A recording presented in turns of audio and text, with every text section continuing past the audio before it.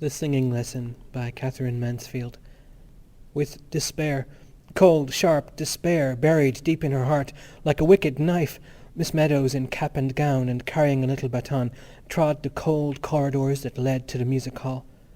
Girls of all ages, rosy from the air and bubbling over with that gleeful excitement that comes from running to school on a fine autumn morning, hurried, skipped, fluttered by.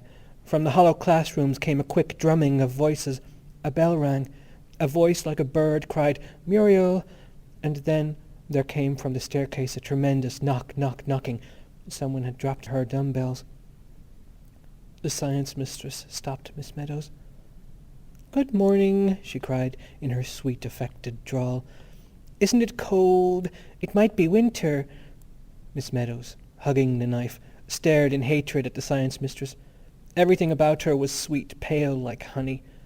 You would not have been surprised to see a bee caught in the tangles of that yellow hair. "It is rather sharp," said Miss Meadows grimly. The other smiled her sugary smile. "You look frozen," said she. Her blue eyes opened wide. There came a mocking light in them. Had she noticed anything? "Oh, not quite as bad as that," said Miss Meadows, and she gave the science mistress, in exchange for her smile, a quick grimace and passed on. Forms 4, 5 and 6 were assembled in the music hall. The noise was deafening. On the platform by the piano stood Mary Beasley, Miss Meadows' favourite, who played accompaniments. She was turning the music stool. When she saw Miss Meadows she gave a loud warning, "Shh, shh, girls!" And Miss Meadows, her hands thrust in her sleeves, the baton under her arm, strode down the centre aisle, mounted the steps, turned sharply, seized the brass music stand, planted it in front of her, and gave 2 sharp taps with her baton for silence.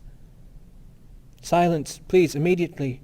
And, looking at nobody, her glance swept over that sea of coloured flannel blouses, with bobbing pink faces and hands, quivering butterfly hair bows, and music books outspread. She knew perfectly well what they were thinking. Meddies in a wax. Well, let them think it. Her eyelids quivered. She tossed her head, defying them. What could the thoughts of those creatures matter to someone who stood there bleeding to death, pierced to the heart by such a letter? "I feel more and more strongly that our marriage would be a mistake. Not that I do not love you. I love you as much as it is possible for me to love any woman. But, truth to tell, I have come to the conclusion that I am not a marrying man, and the idea of settling down fills me with nothing but—" And the word disgust was scratched out lightly and regret written over the top. "Basil!" Miss Meadows stalked over to the piano, and Mary Beasley, who was waiting for this moment, bent forward. Her curls fell over her cheeks while she breathed, "Good morning, Miss Meadows," and she motioned rather than handed to her mistress a beautiful yellow chrysanthemum. This little ritual of the flower had been gone through for ages and ages, quite a term and a half. It was as much part of the lesson as opening the piano. But this morning, instead of taking it up, instead of tucking it into her belt while she leant over Mary and said, "Thank you, Mary, how very nice. Turn to page 32. What was Mary's horror when Miss Meadows totally ignored the chrysanthemum, made no reply to her greeting, but said in a voice of ice, "Page 14, please, and mark the accents well." Staggering moment! Mary blushed until the tears stood in her eyes, but Miss Meadows was gone back to the music stand. Her voice rang through the music hall. "Page 14. We will begin with page 14. A lament. Now, girls, you ought to know it by this time. We shall take it all together, not in parts, all together, and without expression. Sing it, though, quite simply, beating time with the left hand." She raised the baton. She tapped the music stand twice. Down came Mary on the opening chord. Down came all those left hands, beating the air, and in chimed those young, mournful voices.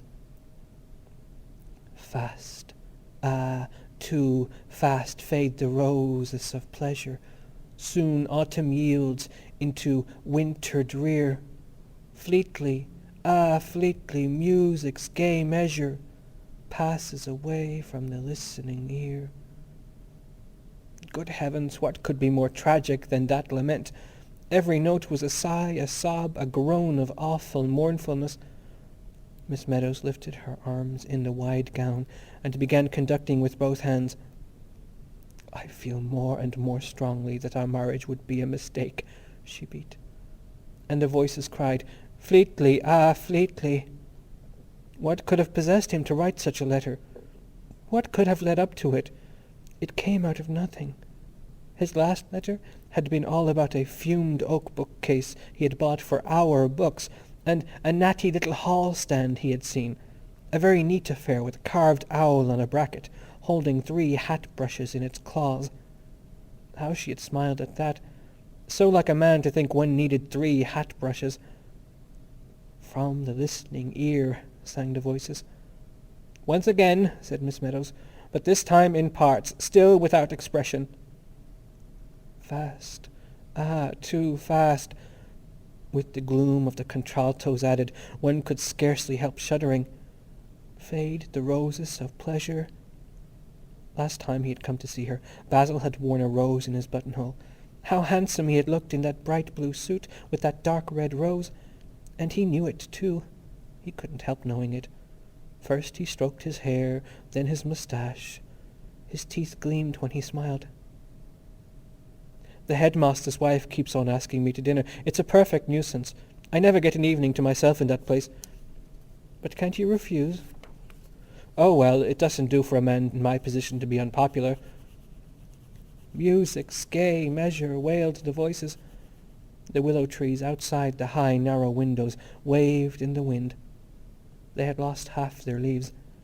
The tiny ones that clung wriggled like fishes caught on a line. "I am not a marrying man." The voices were silent. The piano waited. "Quite good," said Miss Meadows, but still in such a strange, stony tone that the younger girls began to feel positively frightened. "But now that we know it, we shall take it with expression. As much expression as you can put into it. Think of the words, girls. Use your imaginations." "Fast, ah, too fast!" cried Miss Meadows. "That ought to break out, a loud, strong forte, a lament. And then, in the second line, winter drear. Make that drear sound as if a cold wind were blowing through it. Drear," said she so awfully that Mary Beasley on the music stool wriggled her spine. "The third line should be one crescendo. Fleetly, ah, Fleetly, music's gay measure," breaking on the first word of the last line. "Passes. And then on the word away, you must begin to die, to fade, until the listening ear is nothing more than a faint whisper. You can slow down as much as you like almost on the last line. Now, please." Again the 2 light taps. She lifted her arms again. "Fast, ah, too fast." And the idea of settling down fills me with nothing but disgust. Disgust was what he had written. That was as good as to say their engagement was definitely broken off. Broken off? Their engagement? People had been surprised enough that she had got engaged. The science mistress would not believe it at first. But nobody had been as surprised as she. She was 30, Basil was 25. It had been a miracle, simply a miracle, to hear him say, as they walked home from church that very dark night, "You know, somehow or other I've got fond of you." And he had taken hold of the end of her ostrich feather boa. "Passes away from the listening ear." "Repeat, repeat," said Miss Meadows. "More expression, girls, once more." "Fast, ah, too fast." The older girls were crimson. Some of the younger ones began to cry. Big spots of rain blew against the windows, and one could hear the willows whispering, "Not that I do not love you." "But, my darling, if you love me," thought Miss Meadows, "I don't mind how much it is. Love me as little as you like." But she knew he didn't love her. Not to have cared enough to scratch out that word disgust so that she couldn't read it. "Soon autumn yields unto winter drear." She would have to leave the school too. She could never face the science mistress or the girls after it got known. She would have to disappear somewhere. Passes away. The voices began to die, to fade, to whisper, to vanish. Suddenly the door opened. A little girl in blue walked fussily up the aisle, hanging her head, biting her lips, and twisting the silver bangle on her red little wrist. She came up the steps and stood before Miss Meadows. "Well, Monica, what is it?" "Oh, if you please, Miss Meadows," said little girl, gasping, "Miss Wyatt wants to see you in the mistress's room." "Very well," said Miss Meadows, and she called to the girls, "I shall put you on your honour to talk quietly while I am away." But they were too subdued to do anything else. Most of them were blowing their noses. The corridors were silent and cold. They echoed to Miss Meadows' steps. The head mistress sat at her desk. For a moment she did not look up. She was, as usual, disentangling her eyeglasses, which had got caught in her lace tie. "Sit down, Miss Meadows," she said very kindly, and then she picked up a pink envelope from the blotting pad. "I sent for you just now because this telegram has come for you." "A telegram for me, Miss Wyatt?" "Basil, he had committed suicide," decided Miss Meadows. Her hand flew out, but Miss Wyatt held the telegram back a moment.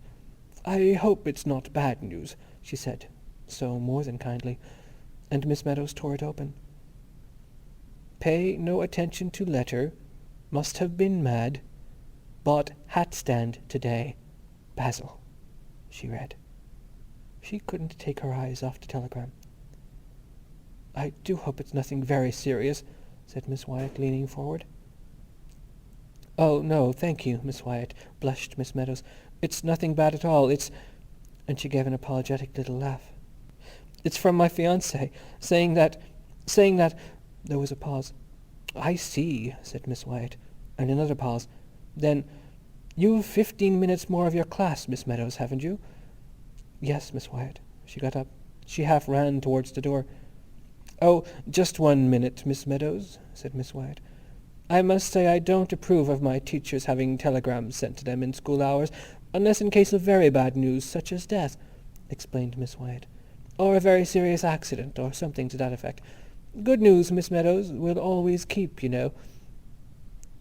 On the wings of hope, of love, of joy, Miss Meadows sped back to the music hall, up the aisle, up the steps, over to the piano.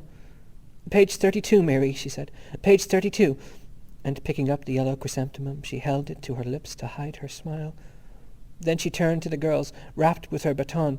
"Page 32, girls, page 32. We come here today with flowers o'erladen, with baskets of fruit and ribbons to boot, to congratulate—" "Stop, stop!" cried Miss Meadows. "This is awful. This is dreadful." Then she beamed at her girls. "What's the matter with you all? Think, girls, think of what you're singing. Use your imaginations. With flowers o'erladen, baskets of fruit and ribbons to boot, and congratulate—" Miss Meadows broke off. "Don't look so doleful, girls. It ought to sound warm, joyful, eager. Congratulate. Once more, quickly, all together. Now then—" And this time Miss Meadows' voice sounded over all the other voices, full, deep, glowing with expression. End of The Singing Lesson by Katherine Mansfield.